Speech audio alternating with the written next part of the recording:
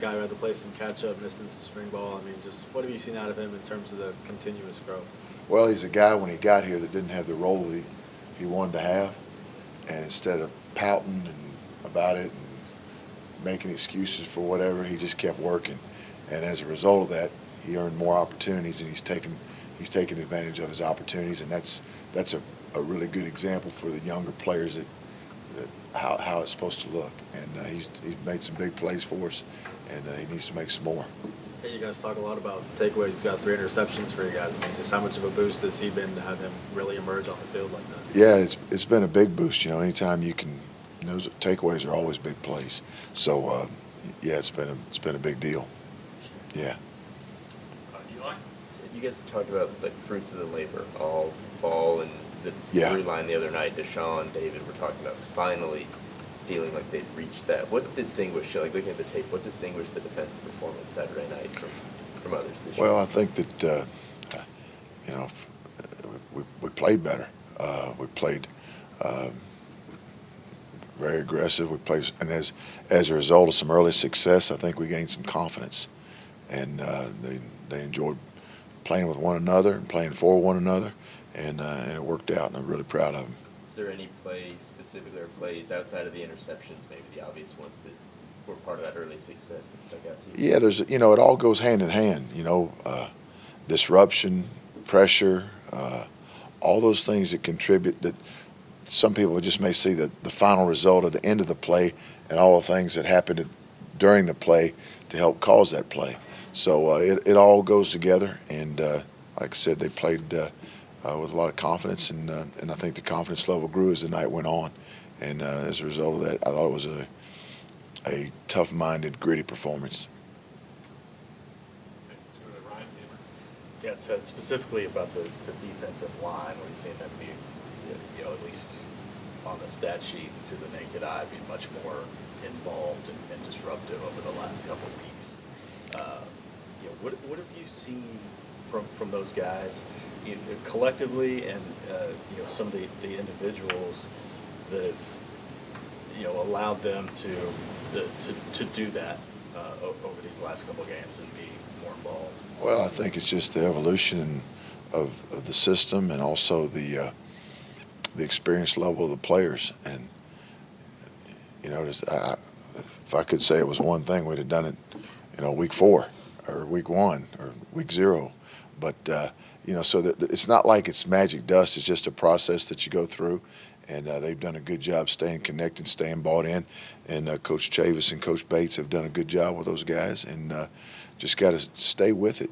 Like you keep digging, and so many people turn away when things get tough, but our guys didn't. And as a result of that, you saw some good things happen on Saturday night. Did you feel like, even as y'all were going through some of the struggles, through the first chunk of conference play, that those guys still had a chance to be some of the things that we saw early, and what we've seen the last couple of games? Yeah. We never, as a coaching staff, we've never lost belief in our players, and our players haven't lost belief in us, and that's part of being a connected team, and we are that. So, yeah, there we are. Appreciate that. Yeah, sure. Can you talk about what it's like recruiting this cycle compared to where you were exactly 1 year ago in the month of December leading up to it? How big a difference is it? It's a lot different. Yeah, a lot different. I think my first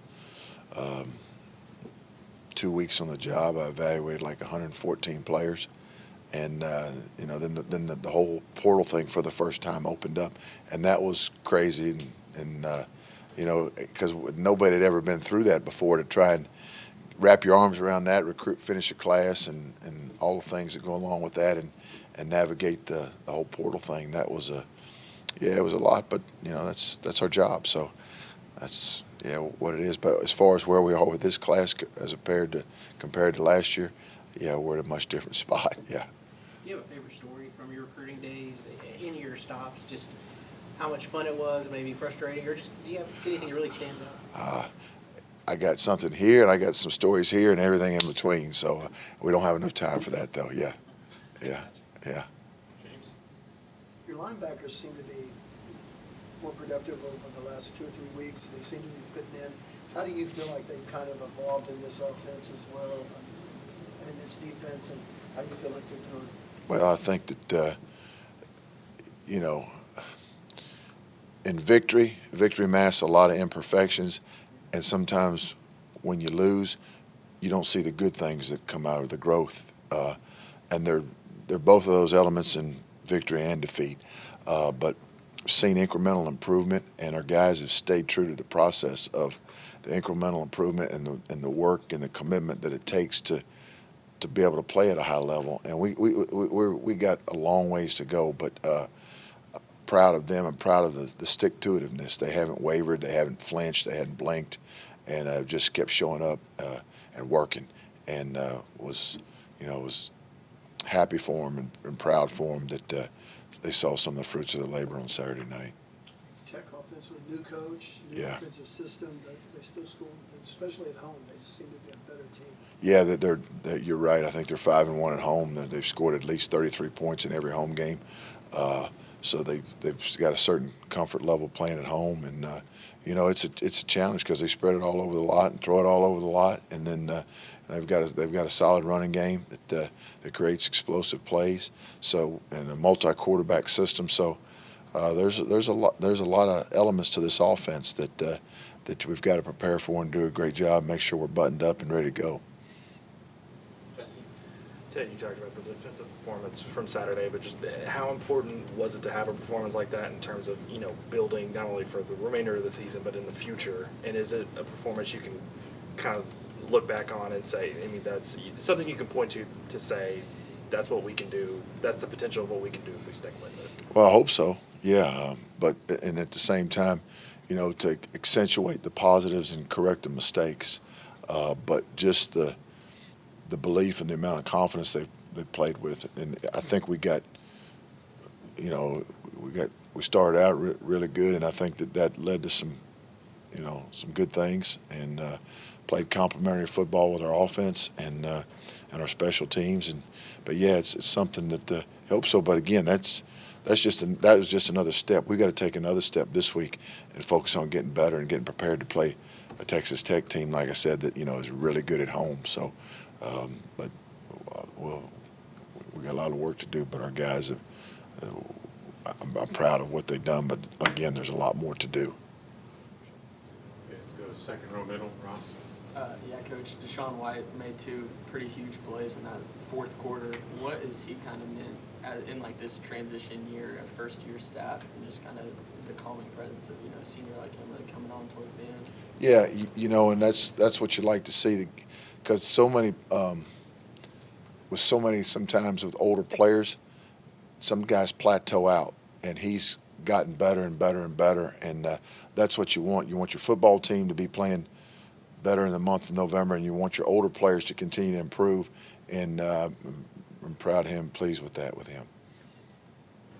Eric? I wanted to ask you, Matt Wells is going to go back and coach at Texas Tech where he was last year. What was it like for you when you went to Duke, when you went to NC State, coaching against players that you used to coach and seeing them on the other sideline?